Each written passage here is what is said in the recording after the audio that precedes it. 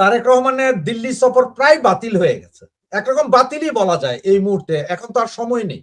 কিন্তু উনি যে তিনটা দাবি দিলেন, হয় শেখ হাসিনাকে ফেরত দিতে হবে, হাদি হত্যাকারীদেরকে নিয়ে ফেরত দিতে হবে, এগুলো বলে ওনার ইন্ডিয়ার সফরটা বাতিল করার পেছনে কি আসলে এগুলো কারণ না অন্য আরো কিছু আছে? দেখেন, আমি একটা কথা বলি, সেটা হলো যে আপনি বিদেশিদের সাথে যখন আপনি ডিল করতে চান বা করবেন, you have to be very diplomatic. আপনি কি এই যে শর্ত যে দিলেন, এই শর্তগুলি তো মিনিংলেস, অ্যাবসার্ড শর্ত। তার কারণ হচ্ছে যে শেখ হাসিনাকে এক্সট্রাডাইট করতে হবে। আচ্ছা, শেখ হাসিনাকে এক্সট্রাডাইট করতে পারবে না তারা, সিম্পল। আমি এটা বারবার বলে আসছি, বিকজ এক্সট্রাডিশন ট্রিটিতে ওইটা কভার করে না, it does not cover, so that is গন। ওরা আপনার সাথে ভদ্রতা করছে, ভদ্রতা করে বলছে আচ্ছা এটা লিগ্যাল ম্যাটার দেখবে, কোর্টস দেখবে, অমুক তমুক, ঠিক আছে। আপনার এক্সট্রাডিশন ম্যাটার হলেও তো কোর্ট দেখবে, কিন্তু এগ্রিমেন্ট এরকম যে এইটা তো যাবেই না, এটা কোর্ট পর্যন্ত যাওয়ার কোনো স্কোপ নাই, number one. Number two, because cover করে না, এক্সট্রাডিশনটা কভার করে না, কাজে ওটা কোর্টে আর গিয়ে কি করবে। নাম্বার টু, হাদির ব্যাপারটা, হাদির ব্যাপারও তারা জানিয়ে দিয়েছে স্পষ্টভাবে যে হাদির ব্যাপারটা এখন হবে না, বিকজ সে আমাদের এখানে যে ইলিগাল এন্ট্রি আছে তার জন্য সে এখন আন্ডার অ্যারেস্ট আছে, তার মামলা চলছে। আর তারা এটাও বলেছে যে অনেক কয়েকটা উপদেষ্টা ইনভলভ ছিল হাদির কিলিং এ, কাজে এই জিনিসগুলি আমরা ভালো করে দেখে তারপরে ওইটা আমরা দেখবো। এই গেল এক। থার্ড আর একটা কি যেন আছে, but these are all bogus, you see. এইটা হলো দুইটা জিনিস আছে। এইটা এই government was playing to the gallery, অর্থাৎ যে জনগণের জন্য এই এই জিনিসগুলি তারা বললো যে এই শর্ত না হলে আমি যাব না, আমি বিরাট একটা মহান নেতা এই পৃথিবীর, আমি কিভাবে যাই, এই শর্ত। এইটা কোনো শর্ত হলো? আপনি শর্ত দেবেন যেটা রাষ্ট্রের জন্য খুবই ইম্পর্টেন্ট, যেমন আমার পানির জন্য আপনি আলাপ যদি করতে রাজি হন, আমার এই যে গঙ্গা ওয়াটার চুক্তি শেষ হচ্ছে, এটা যদি একটা সুরাহা হয়, বা আমার তিস্তার পানি, এইগুলি দিস ন্যাশনাল ইস্যুস, আপনি ন্যাশনাল ইস্যু নিয়ে আলাপ করবেন। আপনি কি এক্সট্রাডিশন ট্রিটি পড়েন নাই? পড়ে দেখেন না? I think it's 11 pages, 23 articles, clauses আছে 23 মতন, পড়ে নেন, পড়ে নিজেই বুঝবেন। প্রবলেম যেটা হয়েছে, if you play to the gallery, cheap popularity আপনি যদি করতে যান, তাহলে you will totally fail in your diplomatic efforts. আপনি কিছু কোথাও এগোতে পারবেন না। আর আমি বলি, ইন্ডিয়া যত বাটারিং করার, তারেক রহমানকে যত বাটারিং করেছে ইন্ডিয়া, বুঝছেন, এত বাটারিং কোন সময় কাউকে করে না ইন্ডিয়া। ইভেন আমাদের তৎকালীন প্রধানমন্ত্রী শেখ হাসিনা গিয়েছেন, উনাকে এয়ারপোর্টে স্টেট মিনিস্টার বা ডেপুটি মিনিস্টার রিসিভ করেছে, এরকম বাটারিং করে নাই, বুঝছেন। উনাকে যত বাটারিং করেছেন, আপনি তারেক রহমান সাহেব অতই ফুলে গেছেন, আরো লাগাও বাটার, আমি যাব না, লাগাইতে থাকো। তো ওরা কি এই করবে? ওরা বলে দেবে আপনার আসারও দরকার নেই, ইনভিটেশন। ওরা তো ভদ্রতা করে বলে নেই that we R withdrawing the invitation, ছেড়ে দিয়েছে ওইভাবেই। বিকজ আমার মনে হয় পুরো পৃথিবী এই কাণ্ডটা দেখে মনে করছে that we are dealing with a very immature government, we are dealing with a very immature prime minister who does not know how to govern. এই এই ছাড়া আর কি? আরে আপনাকে তো গভর্নেন্স, আপনার তো কত সমস্যা আছে দেশে, যেটা ইন্ডিয়ার সাথে কথা বলতে হবে আপনাকে। তারপরে আপনি যখন মরিচ নাই মরিচ দাও, পেঁয়াজ নাই পেঁয়াজ দাও, ওরা কেন আপনাকে ডিজেল দেবে? They should not give you diesel. আপনি যখন ভদ্রতাই নাই আপনার মধ্যে, আপনি জনগণের এখানে চিপ পপুলারিটির জন্য কাজ করতেন, তো it's becoming difficult for anybody to deal with you. আপনি দেখেন, চায়না তো আপনাকে কোনো কমিটমেন্ট করে নাই। China has not made any commitments. You went on a state visit thinking যে, I mean, sorry, official visit thinking যে আপনাকে সবকিছু দিয়ে দেবে। No, they gave you nothing.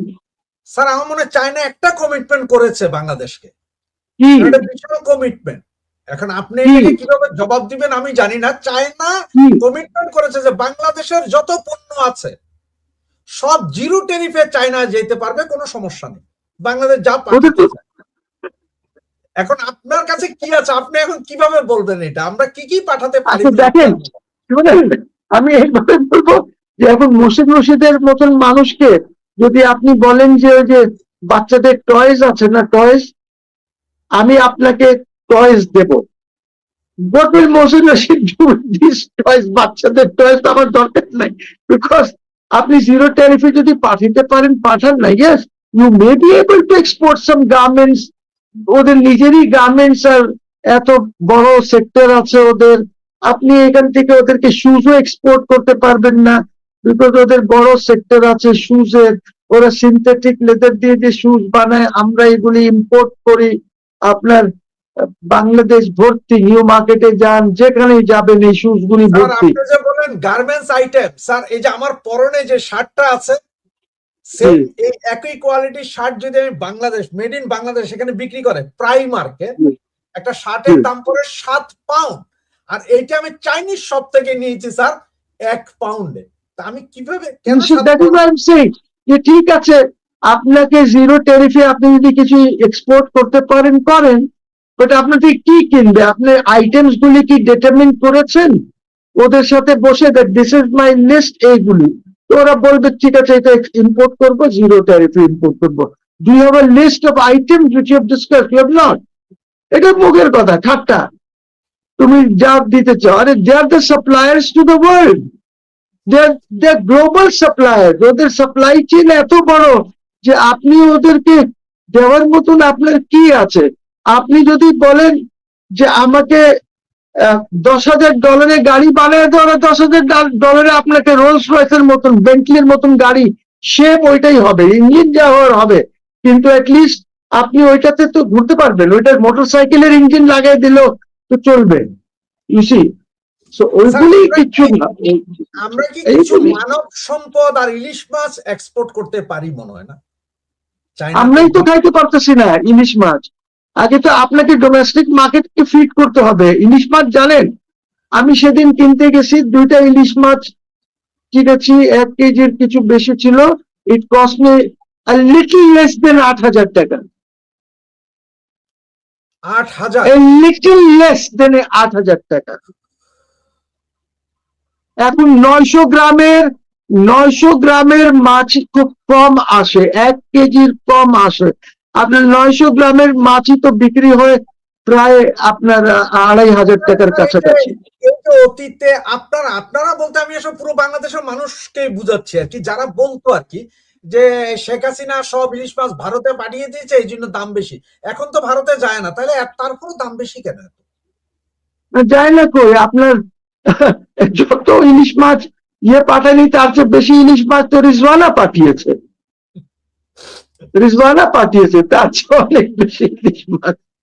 ইউসি, এইগুলি দিয়ে তো আপনি দেশ চালাতে, you see what this government should do is they should start governing. ওরা তো গভর্নেন্স এর মধ্যে নাই, বিকজ দেখেন গভর্নেন্স এর মধ্যে আমি স্পষ্ট ভাষায় বলেছি, বারবার বলি যে দেখেন যদি আপনাকে ইলেকট্রিসিটি, গ্যাস এইগুলির যদি আপনাকে সমাধান করতে হবে, বাংলাদেশের বিগেস্ট হলো সামিট গ্রুপ, আজিজ খানের সাথে কথা বলেন, most of the big suppliers of LNG বলেন বা হোয়াট এভার, এইগুলি ওর partner, he has got partnership deals আছে তার সাথে, বুঝি হি মেক্স ডিলস। আপনি ওকে নিয়ে বলেন, আপনার যদি যা প্রয়োজন আছে, এই যে ব্যবসায়ী যারা বড় বড় ব্যবসায়ী তারা তো জানে যে কিভাবে, যদি কোনো এরকম টেকনিক্যাল জিনিস আছে যেটা বসুন্ধরার থেকে, ধরেন বিটুমিন যদি আপনার লাগে, বিটুমিনের শর্টেজ হয়, Bashundhara knows way to get bitumen from, ওরা নিজেরাও ম্যানুফ্যাকচার করে। তো আপনি রাস্তাঘাটের জন্য যদি বিটুমিন দরকার হয়, you have to talk to them. আপনি বাইরে বসে গালি দেবেন যে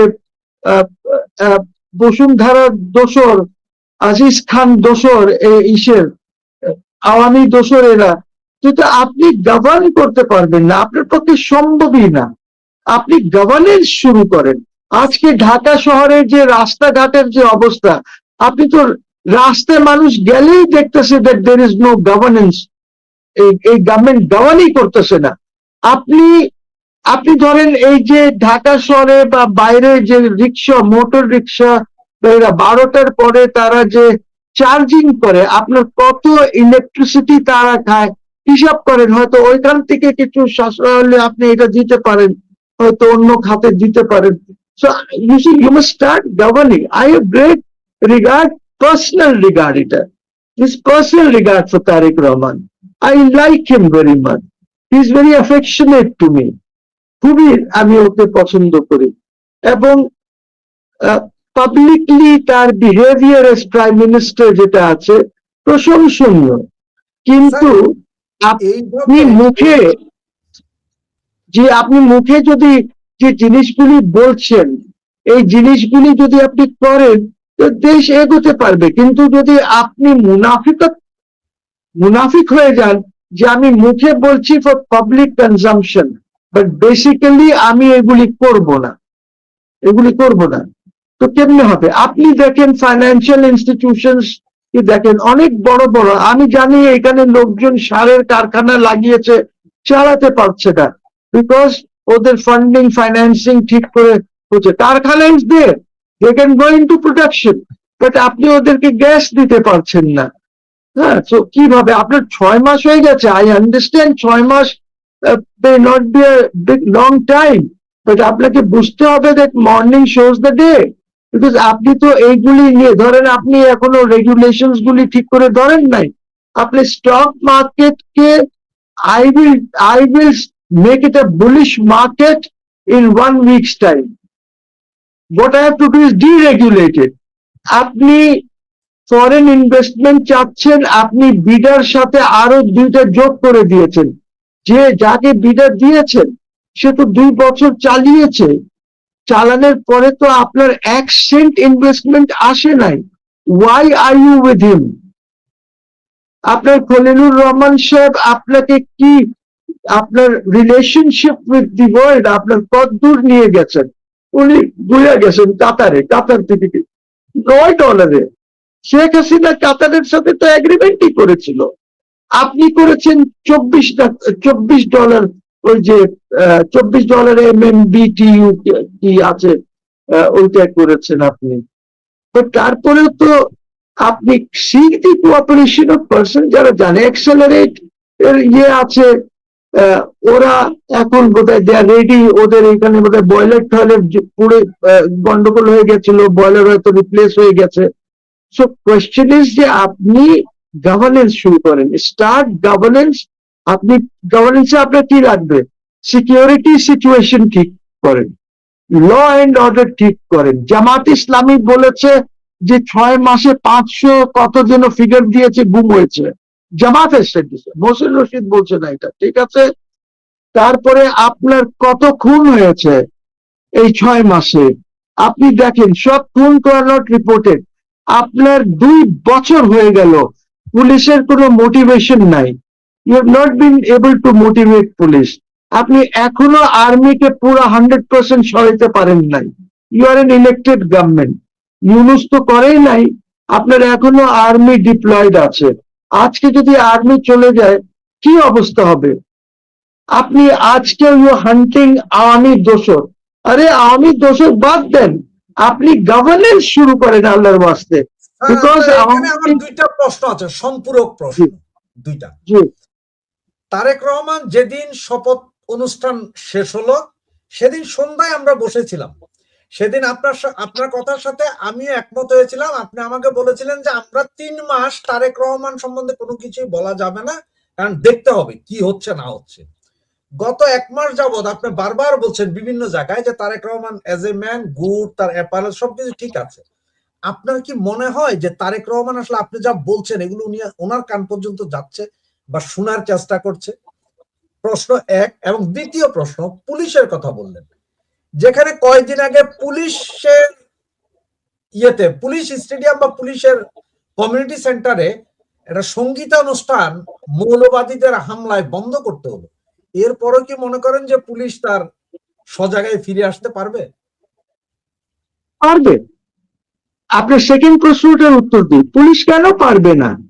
আপনার পুলিশকে মোটিভেট করেন আপনার এক হাই লেভেলে আপনি গিয়ে যত কমিশন দেখেন, আমি যদি আজকে হোম মিনিস্টার হই, আমি তো জানি police demotivated, so what I will do, আমি গিয়ে প্রথমে ঢাকা মেট্রোপলিটন কমিশনারের এখানে যাবে, সব পুলিশকে ডাকবো আমি, all the OCs will be here, all the DCs ACs সবাই আসবে, ওদের সাথে আমি কথা বলবো যে কি প্রবলেম আছে তোমার, হোয়াট ইজ ইউর প্রবলেম, ওই প্রবলেমস গুলি আমি অ্যাজ হোম মিনিস্টার রিজলভ করব।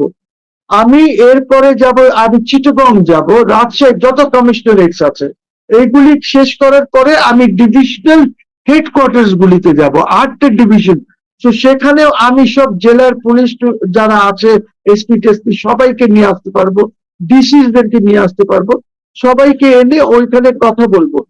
We will get some motivational speakers to talk to them at different levels, এবং আমাকে পুলিশকে অটোনমি দিতে হবে কাজ করার জন্য, বিকজ ওদেরই কাজ হচ্ছে ল অ্যান্ড অর্ডার, আর্মির কাজ না।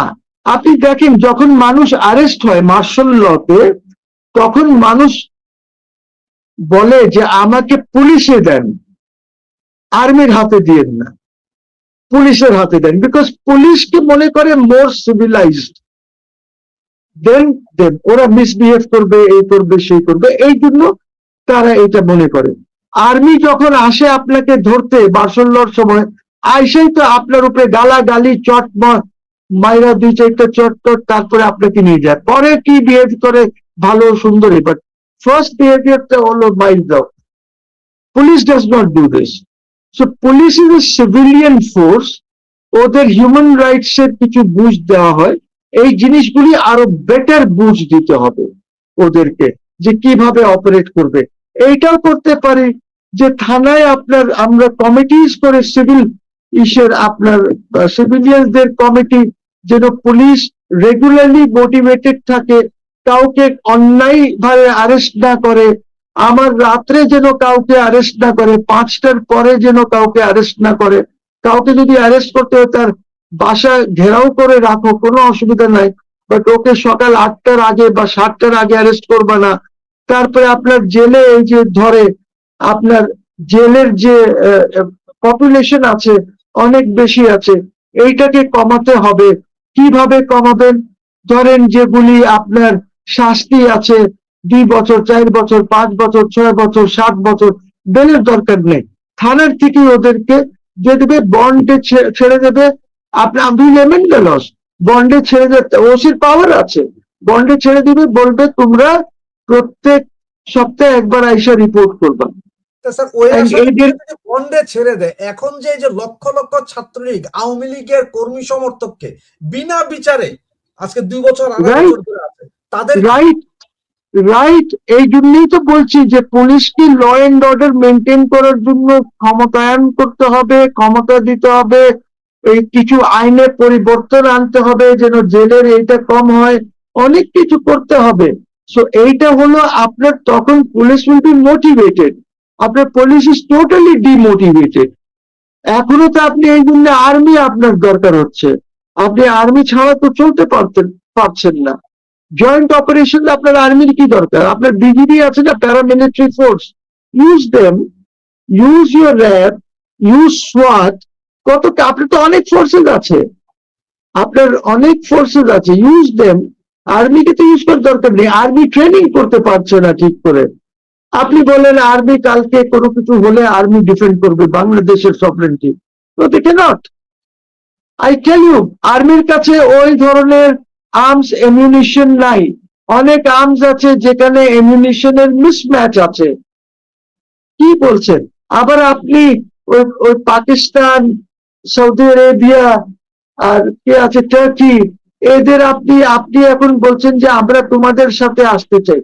বাবা, ওইটার প্রেক্ষাপট ইজ ডিফারেন্ট, ওইটা মিডল ইস্টার্ন একটা ইসের প্রেক্ষাপটে আছে। আপনার কি প্রেক্ষাপট না, আপনাকে এই রিজনে ইন্ডিয়ার সাথে ভালো সম্পর্ক করতে হবে, চায়নার সাথে ভালো সম্পর্ক করতে হবে। প্রয়োজনে Tarique Rahman can play a role, যে ইন্ডিয়ার আর বাংলাদেশ চায়নার যে ডিফারেন্সেস আছে ওইটা কিভাবে ঠিক করা যায়। অবশ্য তারেক রহমানের ওই লেভেলটা নাই যে ওই যে শেখ হাসিনার ওই লেভেলটা আছে। আজ Sheikh Hasina can bring this two countries কাছাকাছি, যেন এদের মধ্যে যে রিফট আছে, so that we can avoid the hegemonic American হেজেমনির থেকে যেন আমরা বেরিয়ে আসতে পারি। ঠিক আছে, ওরা এখানে এখানে we can't allow the Americans এখানে একটা যুদ্ধ ব্যাটলফিল্ড করার জন্য just to contain China, because Americans can never contain China. Americans sir, must আমরা আন্ডারস্ট্যান্ড ইট। এই জায়গাটায় আবার আসবো। তার আগে আপনাকে একটা জিনিস একটু দেখায়। আপনি জানেন যে রংপুরের যে 4টা হত্যাকাণ্ড, পুরো এক ফ্যামিলি, এটা আপনি নিশ্চয়ই জানেন। রংপুরেও যে একজন শিক্ষক, তার স্ত্রী, তার ছেলে এবং মেয়েকে হত্যা করেছিল। হিন্দু ফ্যামিলি, চক্রবর্তী, কি চক্রবর্তী? এখন আমি এখানে এইটাতে যে জিনিসটা আপনি এজ এ অ্যাডভোকেট আপনারা যেটা করেন ব্যারিস্টার হিসেবে, যেমন এই যে আসামিটাকে যখন ধরা হলো তখন তার গায়ের যে জামা, একই জামা পরে পুলিশ তার আগের দিন রাতে তদন্তে নেমেছিল ওই বাড়িতে। তদন্ত করার পরে রাতের 3টায় এই আসামি ধরা হয়। আসামিকে ধরার পরে পরদিন যখন চালান করে তখন একই ড্রেস পাওয়া যায়। এটাতে কি কোনো কিছু যোগসাজশ পান যে হঠাৎ করে কেন ওই পুলিশের একই জামা এই ছেলের গায়ে, আসামির গায়ে, এবং এত দ্রুত আসামি, এবং প্রথম বলা হলো যে ইয়াবা খেতে গেছে, এখন বলা হচ্ছে চাঁদা, আসলে কি? এলাকাবাসী বলছে যে দেখেন, এটা আসলটা তো জানি না। আসল তো আমি এইখানে আমার কোনো কথা বলাটা ঠিক হবে না, ইভেন এজ এ লয়ার বা এজ এ পলিটিক্যাল পার্সন এটা ঠিক হবে না। তার কারণ হচ্ছে যে this is a matter of investigation. আপনি যে পয়েন্টটা রেজ করেছেন, আই এম শিওর টিআইবি যেটা আছে, পুলিশ ইনভেস্টিগেশনের যে ব্রাঞ্চটা আছে, they will look into it. ওরা এটা দেখবে, এন্ড আই এম শিওর তাদের তদন্তটা, আমি দেখেন, I want to have trust on the police. পুলিশকে ট্রাস্ট করতে চাই আমি। আমি চাই যে পুলিশ, পিআইবি ভালো করে ঠিক করে ইনভেস্টিগেশন করে একটি ফুল প্রুফ রিপোর্ট যতটুকু পারা যায় তারা ওই রিপোর্টটা করবে, যেন আসামি যারা আছে তারা যেন শাস্তি পায়, তারা যে কাণ্ড ঘটিয়েছে। It is very unfortunate. আমি এটা যতই নিন্দা করব সেটা কম আছে, অনেক নিন্দনীয় এটা। তো আমি যেটা বলবো, ইয়াবার কথাটা আমি জানি না, ইয়াবা তো পুরো বাংলাদেশে ভরে গেছে। এই ইয়াবাটা কন্টেন আমাদেরকে করতে হবে, ফেন্সিডিল আমাদের কন্টেন করতে হবে। এখন ধরেন ফেন্সিডিল, আমি ইন্ডিয়ার সাথে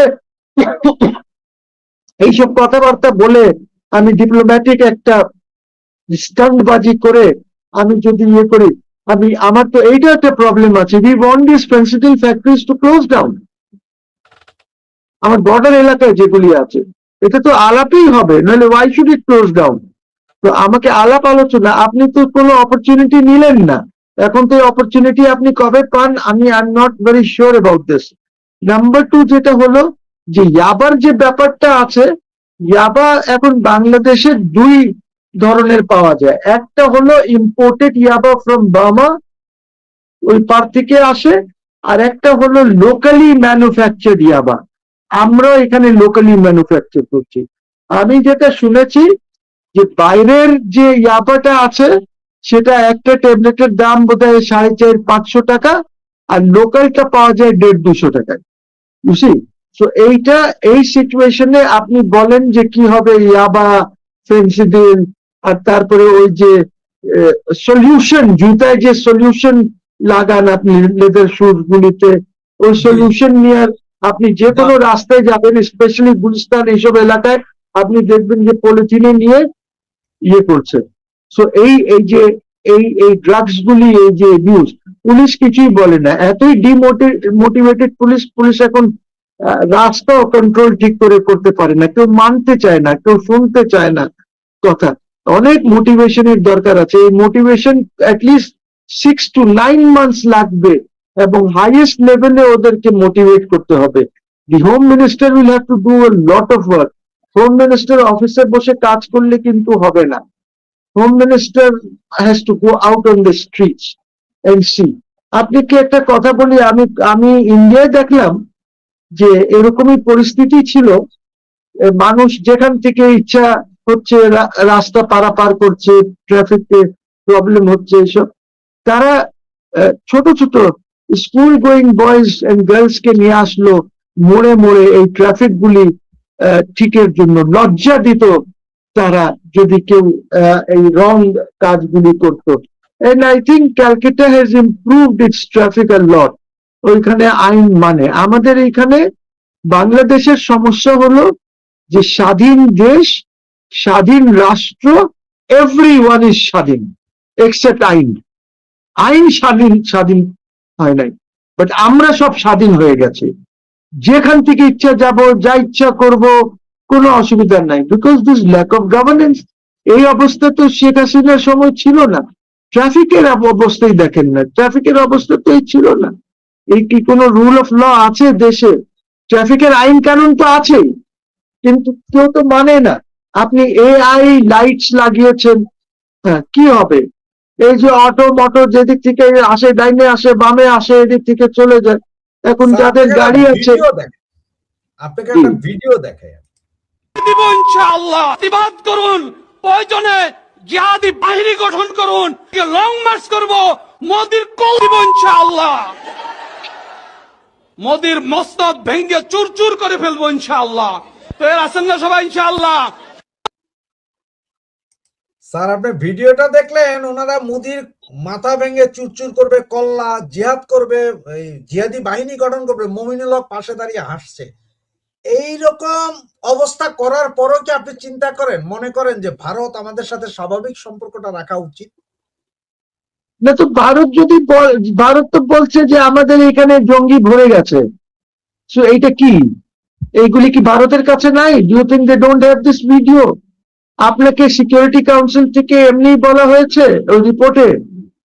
আপনি যদি এইগুলি না কন্ট্রোল করেন, মুখ মানে যা মুখে আসবে আপনি তাই বলবেন, তাহলে তো আমাদেরকে security council will declare S A জঙ্গি রাষ্ট্র ডিক্লেয়ার করে দেবে তো। Because this is the proof. আপনার তো আর প্রমাণ লাগবে না, এই ইনাফ, যথেষ্ট এগুলি। India is a big country. হ্যাঁ ঠিক আছে, বুঝলাম যে সিকিউরিটি কাউন্সিলে আপনি নিলে আপনাকে চায়না ভিটো করে বাঁচিয়ে দেবে, হয়তো। I am not sure, because Chinese are not very happy. আপনারা তো চাইনিজকেও ধমকি দিয়েছেন ইমেলে।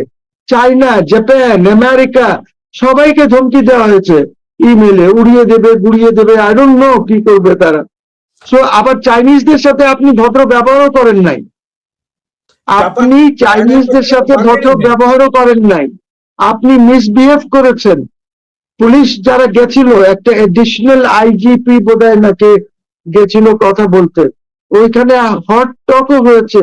আপনি আপনি আপনি চাইনিজ টেরিটরিতে বসে আপনি হট টক করেছেন, এটা ভদ্রতা হলো? আমি জানি না ওরা কি চাটা খাওয়ায় নাই ওদেরকে। Chinese T is very good. যারা গেছিল পুলিশ ওদেরকে চা নাস্তা করায়নি মনে হয়, এই জন্য বোধহয় ঠিক করে আলাপ করে নাই। তারপর এখান থেকে জাপানিজ ইসে গেল, এম্বাসিতে গেল, সবাই তো থ্রেট পেয়েছে। সো এই থ্রেটটা কি? এটা একটা জঙ্গি রাষ্ট্রের আলামত না? তারেক সাহেবকে তো এটা দেখতে হবে। এবং যেই বক্তৃতা দিয়েছে, ওকে কি অ্যারেস্ট করা উচিত না? ফর স্পেশাল পাওয়ার্স অ্যাক্টে দুই দেশের সম্পর্ক নষ্ট করলে you can be arrested under the special powers act. তো এইটা দুই দেশের, আপনি আপনি মোদির ইয়েটা নামিয়ে দেবেন? বাপ রে বাপ, সাংঘাতিক ব্যাপার না? আপনার কত বড় পাওয়ার আছে। আপনি যেটা বললেন যে চাইনিজ এবং জাপানি এমবাসি সহ প্রায় 7টা এমবাসিতে ইমেল গিয়েছে। ইমেলটা গিয়েছে যখন, তারও আরো 2 দিন আগ থেকে এই জিনিসটা ঘুরছিল। এই যে দেখেন, নিরাপত্তার সতর্কতা, একটি অযাচাইকৃত গোয়েন্দা তথ্য অনুযায়ী আগামী 10 দিনের মধ্যে ঢাকায় অবস্থিত কোনো একটি বিদেশি দূতাবাস বা তার আশপাশের এলাকায় বোমা বিস্ফোরণ কিংবা জঙ্গি হামলার চেষ্টা হতে পারে বলে আশঙ্কা করা হচ্ছে। তথ্যটির স্বাধীন যাচাই এখনো সম্ভব হয়নি। সংশ্লিষ্ট নিরাপত্তা সংস্থা, দূতাবাস সর্বোচ্চ সতর্কতা অবলম্বনের অনুরোধ জানানো হচ্ছে। গুজব নয়, সতর্কতা জরুরি। এই ব্যানারটা 4-5 দিন আগ থেকে সার্কুলেট ছিল, কোনো খবর ছিল না।